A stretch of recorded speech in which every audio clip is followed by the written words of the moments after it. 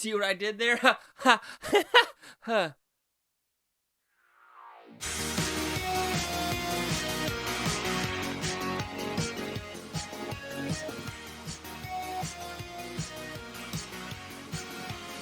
Chase Lee Hockey here with the Blue Futon reviewing Don't Move. So what is about? Pretty simple premise. You have a girl that something tragically happened in her family and she feels like she needs to die. But someone stops her. It's like, you know what? Maybe you shouldn't die because today's a beautiful day. Unfortunately, the guy who said that, he wants to kill her himself. So, did I like this film?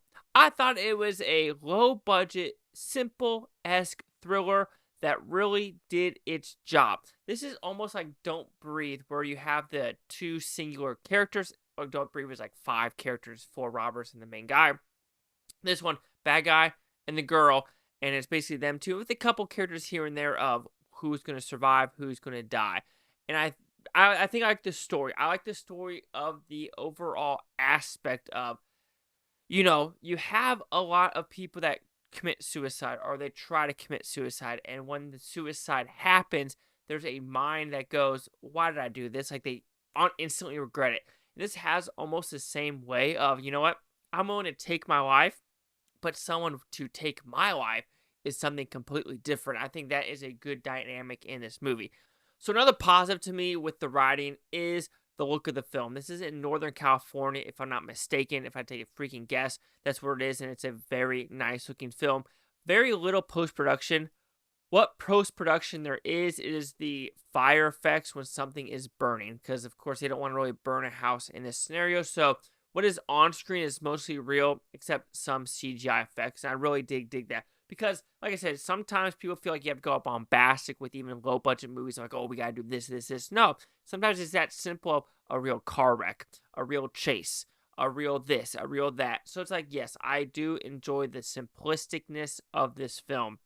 The scenarios and gore. Scenarios, yeah, you could say that some of them are a little far-fetched. You might be like, is that really realistic? So that might be something that might take someone out of the film, especially something with a boat. You're like, I mean, the perfect timing of something occurring. I really understand why it's there, but sure. The gore. While the gore is a little bit in there, but when it is, it's pretty damn good. So there's one with a wench, like, not really a wench, but a hook where you cook underneath the car to someone's head, and you're like, oh, that's some good gore, and a knife one in someone's face. And I really do dig the knife in people's face ones, because little do you know, if someone gets shot, like, in the heart, okay, I'm trying to think. That's stupid of me. If someone gets shot or something gets stabbed in the chest, they're not going to spew blood out of their mouth. That's a movie effect, because when you think about it, right, you get stabbed right here. What is making blood go up your esophagus? Nothing. So a lot of movies where you see people like spit out blood, that's fake. That's movie magic. For this, though, when you have a nice blood gushing in the mouth one, where it's like a true mouth sore, you're like, that hurts, and it's really, like, it was good. It was a good effect overall. Yeah. So this is a very simplistic movie. I'm not going to talk more about this. I'm not going to make it to the 8-minute mark to make some more money on YouTube, because there is no need. Don't move. If you want a quick hour-and-a-half movie where it's talking about 2 people. Now let's go about 4 people that actually have decent roles in this movie. About who's going to get killed, who's going to survive this thing, and what is actually what lessons are going to come out from these 2 people. Negatives, yeah, you can say some scenarios are like, and you just say California. Now, I was really think about this, like, if you're in the woods, right, there's one with a guy mowing his grass, you would think he would have a gun for bears or something like that, because he's in the woods. So you would be like, maybe have a gun in your house just in case there's intruders, because there's one thing where if someone just randomly opens the door and they're in my house and he just sits on my sofa, that ain't gonna fucking fly in my household. But no, don't move. I say you move to your remote to find it on Netflix, because it's a quick hour-and-a-half that I think most people can enjoy. So Don't Move will receive a 4 out of 5 with Futons, which equals that 80%. So see, the critics and user scores gave this one. Critics a 72% with 46 of them. Audience score a 38% with 500. Quick consensus. Don't Move gets a reasonable amount of its mileage out of its self-imposed limitations, making for a slight but effective thrower that gets the blood pumping. Agree.